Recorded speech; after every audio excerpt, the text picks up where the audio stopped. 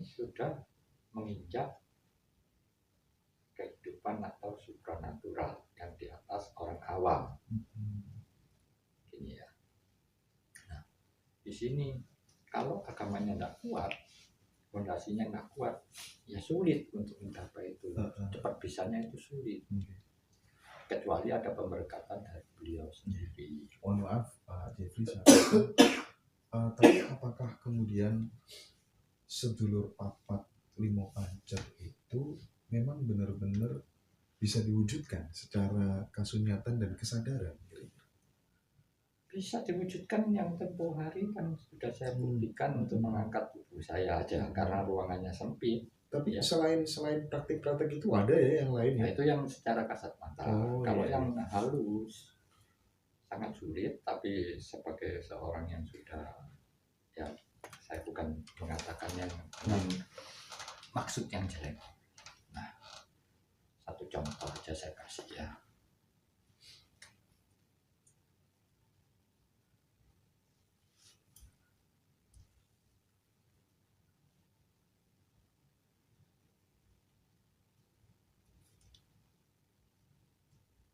Ini gerakan daripada sedulur papat yang sudah menyatu di dalam pancer.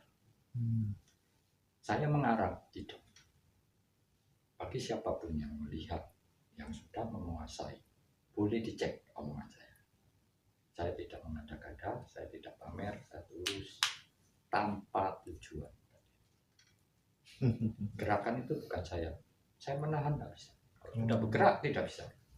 Biarpun badan kamu 2 kali dari kamu, tidak mungkin kuat nahan. Ini sudah terjadi semua. Awal saya begitu berdoa di Sai Baba Study Group, saya belajar universal ya.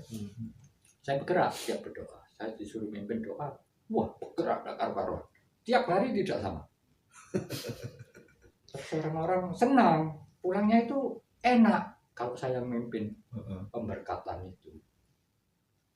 Beberapa orang yang senang belajar indera keenam, diam-diam memperhatikan, rasanya.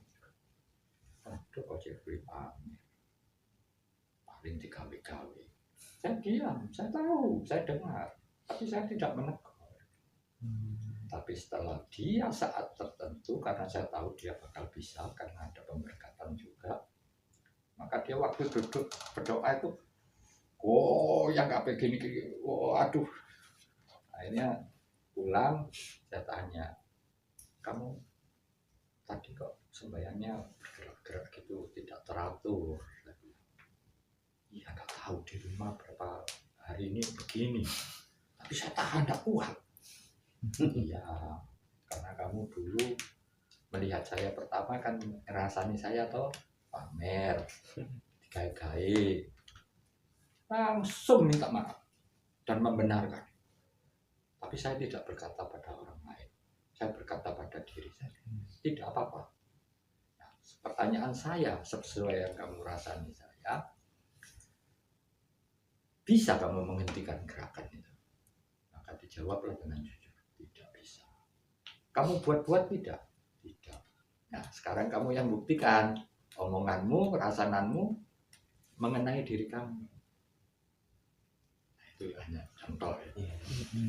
Jadi kalau yang tadi gerakan yang saya, bukan saya itu mendadak. Jadi saya murni tanpa tujuan. Bagi yang belajar, yang sudah menguasai bisa memberi komentar lah. Mungkin saya salah, mungkin saya sombong, pamer, saya rasa tidak ada semua. Tapi karena proses tapi karena proses laku yang sudah lama, otomatis kan mesti sering nih dimintain tolong sama orang ini. Pernah nggak dimintai tolong dalam konteks yang negatif dan bagaimana panjenengan meresponnya? Pengertian negatif sangat luas Indra.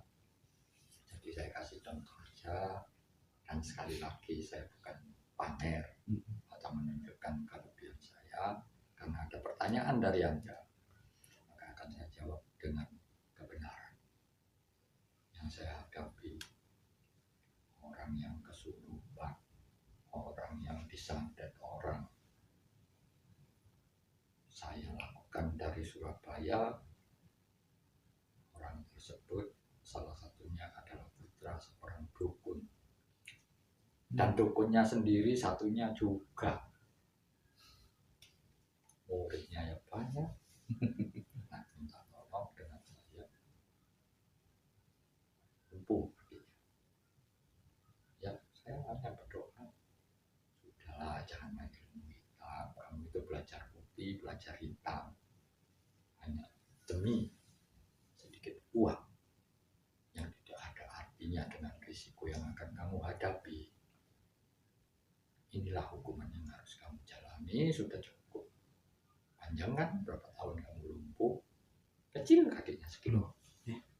Pak Jeffrey, kok kasus yang saya jumpai ini orang-orang yang dulunya main praktik ilmu hitam, santet dan lain sebagainya, tuanya kok banyak yang lumpuh ya memang.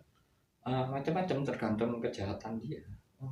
Jadi itu kita tidak menentukan, maaf ya, orang ilmu putih, aliran putih mendoakan yang jelek, tidak. Kita tidak intervensi mereka, itu karena mereka pilihannya sendiri. Instan. Kepingin waskito cepat. Orang belajar ilmu putih seumur hidup. Gak bisa instan ya? Tidak bisa. Karena pemberkatan beliau. Nah, ya ini belajar sedulur Bapak Bimo Pancer ini, akhirnya saya dapat pemberkatan, bisa menyembuhkan diri saya sendiri, keluarga saya sendiri. Mendadak satu saat, awal cerita ya, seseorang minta tolong. Yeah. Ya, puji Tuhan, alhamdulillah mereka juga mendapat kesembuhan. Saya juga berpesan pada mereka, bukan saya yang menyembuhkan Anda. Saya hanya menemani berdoa dan memohonkan pada Sang Pencipta atau Tuhan sesuai agamanya masing-masing. Dan saya tidak pernah melakukan sendiri. Seseorang yang minta tolong sama saya sarankan berdoa sendiri sesuai agamanya. Satu contoh ini ya, saya siapkan satu gelas air putih. Saya bukan dari rumah saya tidak memegang karena saya tidak mau dituduh aneh-aneh. Siapkan sendiri, berdoalah sesuai agama kamu. Yang intinya daripada doa kamu, meminta air minum ini diberkati oleh Tuhan agar menjadi obat penyembuh bagi diri saya. Misalnya sakit, ya soal sakit saya. Misalnya karena sakit dan ilmu hitam, ya mintalah sakit penyakit maupun pengaruh negatif atau ilmu hitam dihilangkan. Nah, kenapa saya menyuruh orang tersebut melakukan doa sendiri? Tujuan saya bukan lain dan bukan punya maksud yang bagaimana. Saya membuat seseorang tersebut dengan doa yang sama, yang memohon dan yang memohonkan seirama. Jadi supaya apa? Supaya orang tersebut lebih cinta sama Tuhan. Bahwa Tuhan Maha Pengasih, Maha Kuasa, Maha segala-galanya. Jadi bukan kalau nggak cari saktiku, orang yang diberkati, tidak. Karena semua itu karma dari perbuatanmu sendiri. Hanya saya yang dipakai beliau dikabulkan sebab kamu banyak berbuat baik. Ya, ada yang berhasil semua? Tidak. Jujur saya menjawab. Ada yang tidak berhasil. Nah, tidak berhasilnya bagaimana? Siksaan sakit-sakit yang tiap hari teriak-teriak atau apa, hilang, sembuh. Hanya dikasih beberapa hari. Umumnya 30 hari. Iya. Pasti pun. Itu pun beliau memberitahu saya.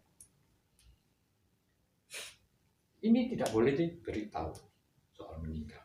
Karena itu orang Jawa ngomong bisi kerso. Iya. Kalau orang Jawa ngomong mendahului. Tidak boleh. Nah, maka saya tidak berani memberitahu. Tapi siksaan yang dialami hari-hari sebelumnya hilang total, sembuh. sedikit berkurang. Bukan sedikit, totally hilang. Jadi meninggalnya tenang, damai. Nah, ditelepon, dikasih tahu meninggal. Ya, ikhlas. Berarti apa yang pada saat karma itu terjadi, Pak, di situ juga berkaitan sama durasi. Durasi waktu. Jadi ya durasi waktu pada saat kayak tadi sakit sekian tahun, ya kan? Di situ karena si yang sakit ini sudah terlalu banyak melakukan kejahatan ya, terlalu istilah hal yang negatif. Di situ sampai tahunan sakitnya itu tidak sembuh-sembuh. Itu apakah berkaitan waktu lah dengan apa yang sudah dia lakukan? Jadi begini, satu permohonan yang melalui saya ya. Saya berbalik lagi bertanya sebagai manusia yang berakal dan berbudi. Saya kan bukan Tuhan.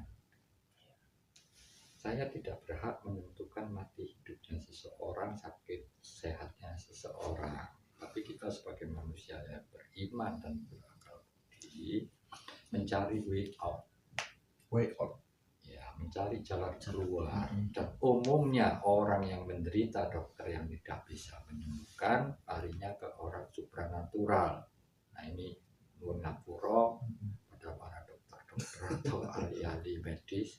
Bukan kita ini punya maksud yang lain, tapi saya selalu menyarankan pada